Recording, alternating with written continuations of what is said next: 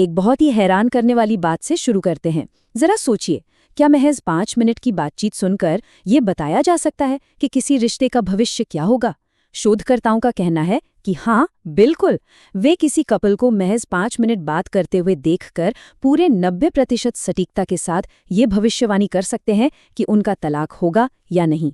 इसमें कोई जादू टोना नहीं है, ये पूरी तरह से इस बात पर निर्भर करता है कि वे एक दूसरे से बात कैसे करते हैं। इस विश्लेषण में हम यही समझने वाले हैं कि कैसे लगातार होने वाली आलोचना किसी भी अच्छे भले रिश्ते को अंदर ही अंदर खोखला कर देती है। और हाँ, हम उन शोध आधारित रणनीतियों पर भी बात करेंगे जो टूटे हुए विश्वास को फिर से बनाने में वाकई मददगार साबित होती हैं। तो चलिए सीधे काम की बात पर आते हैं। हमारी आज की चर्चा मुख्य रूप से इन 5 चीजों पर टिकेगी। आलोचना का जाल, रिश्ते के 4 बड़े खतरे जिन्हें 4 हॉर्समैन कहा जाता है, इनके मनोवैज्ञानिक प्रभाव, 4 बहुत ही व्यावहारिक समाधान और आखिर में एक सुरक्षित कपल बबल बनाने का तरीका। तो पहला बिंदु है आलोचना का जाल। ये सब शुरू कैसे होता है?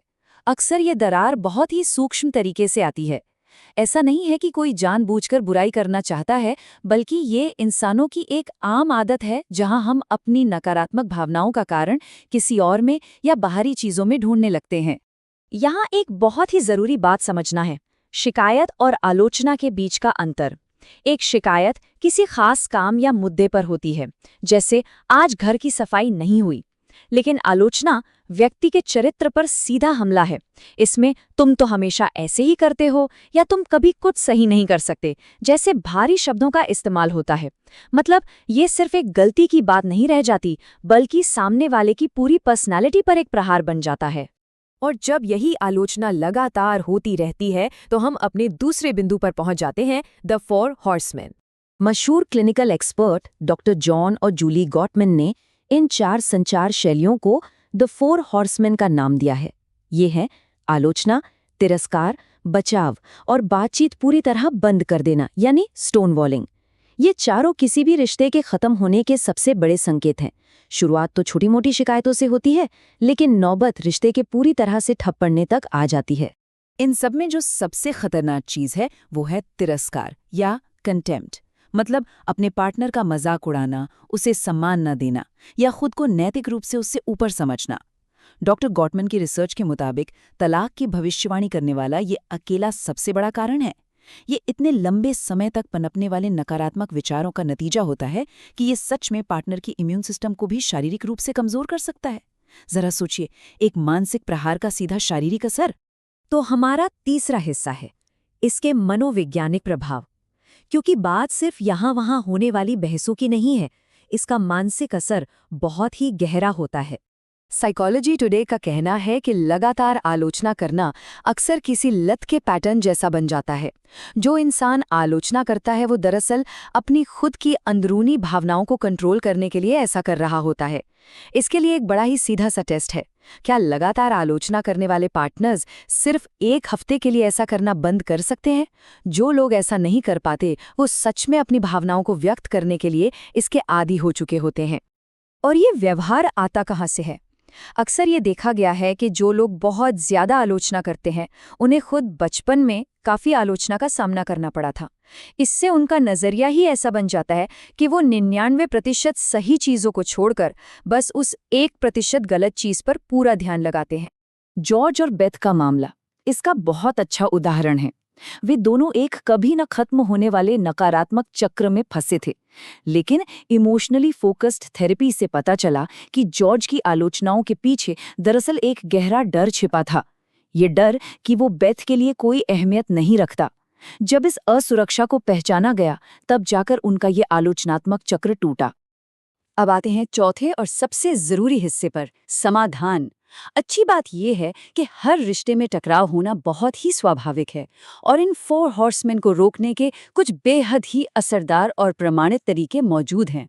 हर एक विनाशकारी व्यवहार की एक काट होती है। आलोचना का इलाज है सौम्य शुरुआत, तिरस्कार का इलाज है प्रशंसा, बचाव का उपाय है अपनी जिम्मेदारी लेना और स्टोन वॉलिंग का समाधान है खुद को शारीरिक और मानसिक रूप से शांत करना। तो आलोचना का मुकाबला करने के लिए सौम्य शुरुआत कैसे करें? बजाय इसके कि सीधा दोष मढ़ा जाए, अपनी भावनाओं को मैं महसूस करता हूँ से शुरू किया जा सकता है, और फिर मुझे इस चीज की जरूरत है कहकर एक सकारात्मक बात रखी जा सकती है।